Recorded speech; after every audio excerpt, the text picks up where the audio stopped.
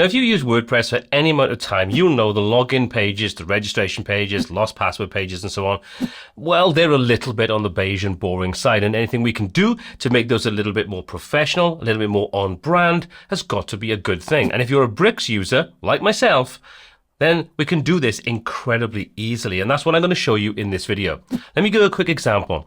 This is my branded login page. As you can see, it has all the same functionality that we have as a standard login page, our username and or email, password, remember me, login, lost password, and so on. Or you can sign up for a new account. But we've got a much nicer design. We've got our logo, branding inside here. We can use our brand colors, whatever we want to do, however creative we want to get. We can kind of get that creative using these options. If you want to get someone to register for a new account, you see, again, I've got the same branding, the same design, the same everything. So whenever anybody lands on any of these sections, it's always going to look familiar. And if you're handing this off to a client, you can brand it with their company colors, their logo, everything you want to do about it. But how easy is it? Well, it's incredibly easy, and that's what I'm going to show you using Bricks Builder right now. So first things first, we need to create a couple of pages. If you want people to register on your website, then you need to create 4 pages. If you don't, you only actually need 3. So first of all, let's take a quick look at the dashboard login. So if we open this up and edit this with Bricks, you can see this is exactly what you saw in my demonstration just now. So first of all, let's get rid of the actual login form itself, and I can show you how easy it is to create this. So once I remove the actual login form, you'll see all we're left with is the branding, the title of this section, a little link that says sends people over to the registration page if you want to allow that. But obviously you can delete this if you don't. And then you've got your lost or forgotten password, which will send you over to those relevant pages if you want to set those up as well inside here. And the process is exactly the same. I'm not going to show you all 4 because fundamentally it is exactly the same. Okay, so what we're going to do now is we're going to add in a form. We'll position that where we need it, which is going to be in between these 2 rich text areas. And you see that's pulled in a standard form. Now we can get rid of anything we don't want on here. So we don't want, for example, the message. So we'll remove that. And what we need to do is tell it what type of form it's going to be. And that will dictate and influence the effects and options we have. So let's go and do that. Let's come down to the actions. And this is where we can set up what happens when that form is submitted. Well, we don't want an email for someone that's logging into their account. But what we do want to do is set up a redirect and also set up the option for a user login. So now we set up 2 different actions. And the reason for this is when someone logs in, we want to do something. In this case, redirect them to the WP admin or a front-end admin or whatever you've kind of got set up. Then you can set up your message for successfully logging in. So we'll just say login successful. That's our actions and our success message. And then you'll see we've got the redirect and the user login underneath.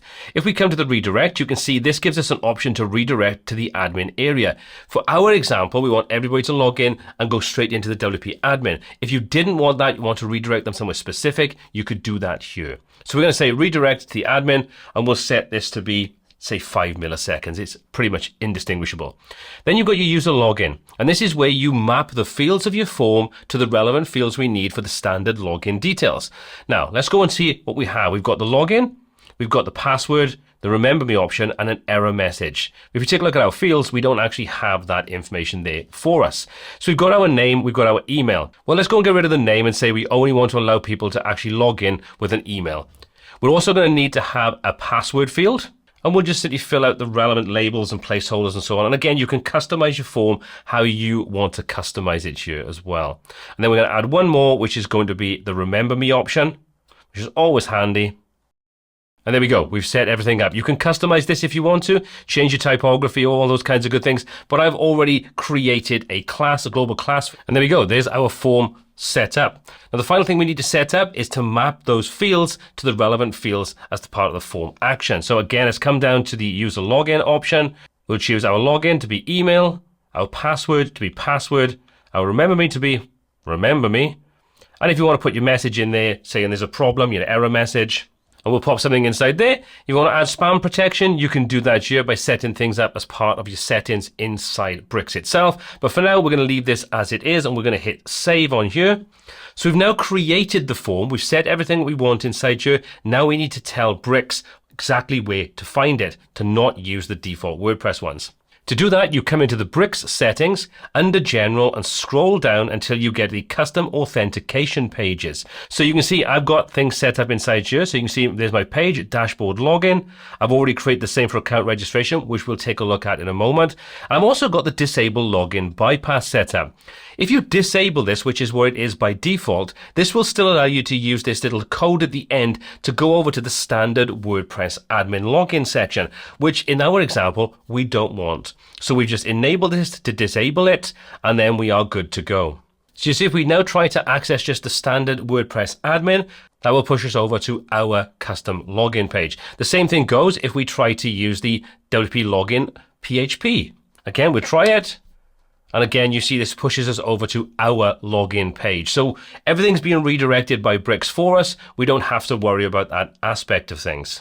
If we take a look at our register page, if you make this option available, you'll see I've got the same kind of form inside here. So let's select our form.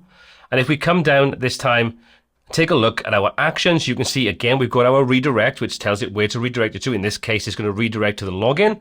And then we've got user registration as the action we want to carry out. So we come to user registration. You can see we've done the same kind of things inside here. We've mapped the email field, the password field. We've set a minimum length. We've set the username field. And if we had a user first name and last name, we could connect those up. And if we wanted to, we could auto log in the user.